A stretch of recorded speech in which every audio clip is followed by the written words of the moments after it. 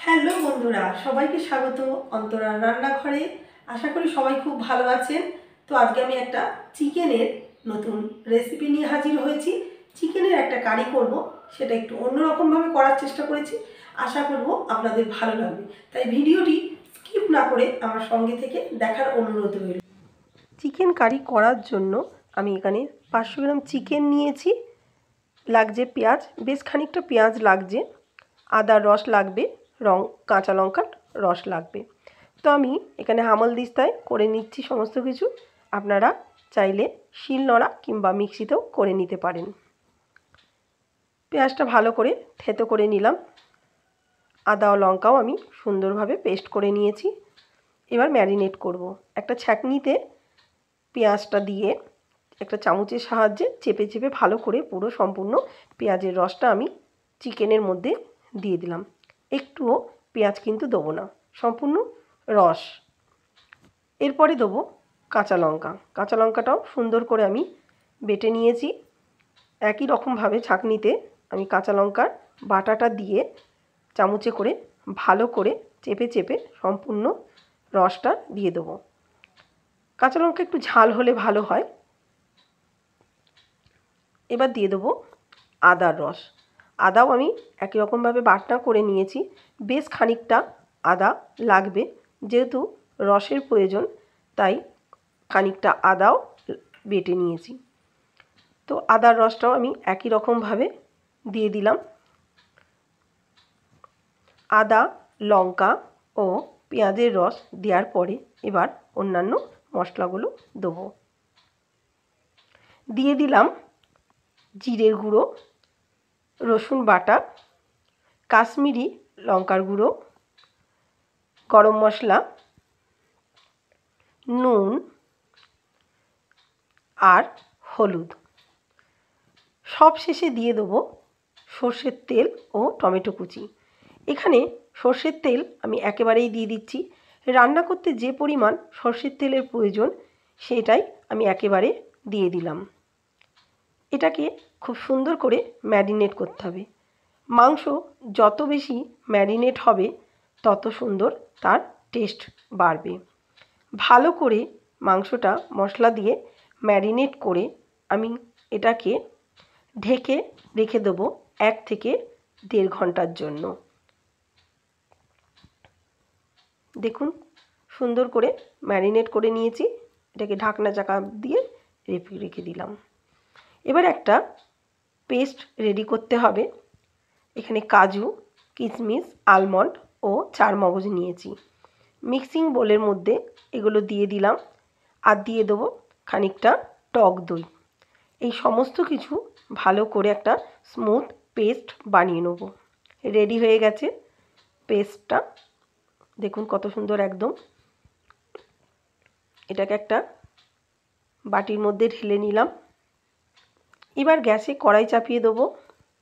High ফ্লেমে ভালো করে কড়াটা গরম করে ম্যারিনেট করা চিকেনটা আমি দিয়ে দিলাম।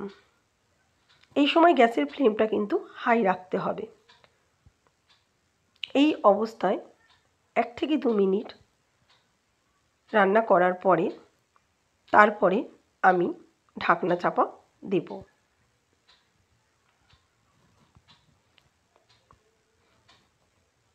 এই সময় গ্যাসের ফ্লেমটা হাই রাখলে পেঁয়াজ, আদা, লঙ্কার যে একটা কাঁচা গন্ধ, কাঁচা ভাব, সেইটা কেটে যাবে। ভিডিওটি দেখার সময় অবশ্যই একটা লাইক করে দেবেন। এইভাবে খানিকক্ষণ করার পরে আমি ঢাকনা চাপা দিয়ে দিলাম। ঢাকনা চাপা দিয়ে 1 মিনিট রেখে দেবো। পুরো রান্নাটাই আমি ঢেকে ঢেকে লো টু মিডিয়াম ফ্লেমে কিন্তু করব।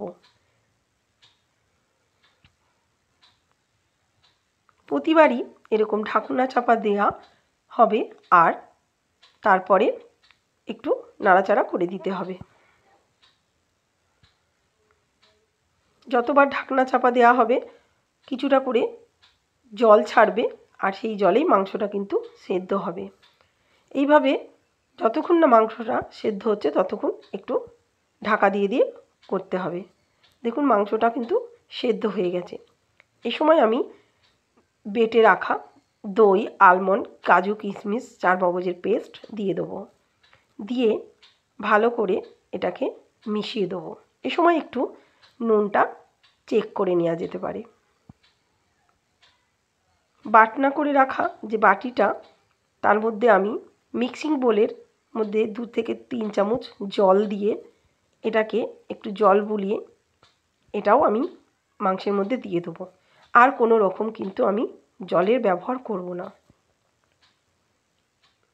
ঠিক 2 থেকে 3 চামচ, তার বেশি কিন্তু নয়। দেখুন খুব সুন্দর দেখতে লাগছে। হালকা হালকা তেলও ছাড়ছে। অত্যধিক পরিমাণ কিন্তু এটা ঝাল না হলেও চলবে। ভালো করে এটাকে মিশিয়ে দিলাম।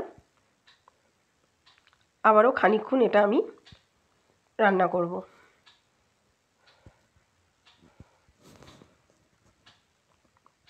সম্পূর্ণ রান্নাটা আমি পরে মিডিয়াম আঁচে করেছি। সুন্দরভাবে মাংসটা কিন্তু হয়ে গেছে, তেলও ছেড়ে দিয়েছে, আর গ্রেভিটাও রেডি। একদম থকথকে একটা গ্রেভি তৈরি হয়েছে। দেখুন, আপনারা আশা করি দেখতে পাচ্ছেন, ভালো লাগছে। ভালো লাগলে অবশ্যই লাইক কমেন্ট করবেন। রুটি, পরোটা, লুচি, নান সব কিছুর সাথে কিন্তু এই চিকেনের কারিটা অসাধারণ খেতে লাগবে। আশা করি রান্নাটি আপনাদের ভালো লেগেছে। যারা আমার চ্যানেলের নতুন বন্ধু, তারা অবশ্যই আমার চ্যানেলটিকে সাবস্ক্রাইব করে দেবেন। আমার এই রান্নাটা যদি আপনাদের ভালো লেগে থাকে তাহলে অবশ্যই একটা লাইক করবেন, কমেন্ট করবেন, আর অবশ্যই আপনার বন্ধুদের সাথে শেয়ার করুন। আবার আমি হাজির হব নতুন কোনো রান্নার জন্য। ততক্ষণের জন্য সবাই সুস্থ থাকুন, ভালো থাকুন। ধন্যবাদ।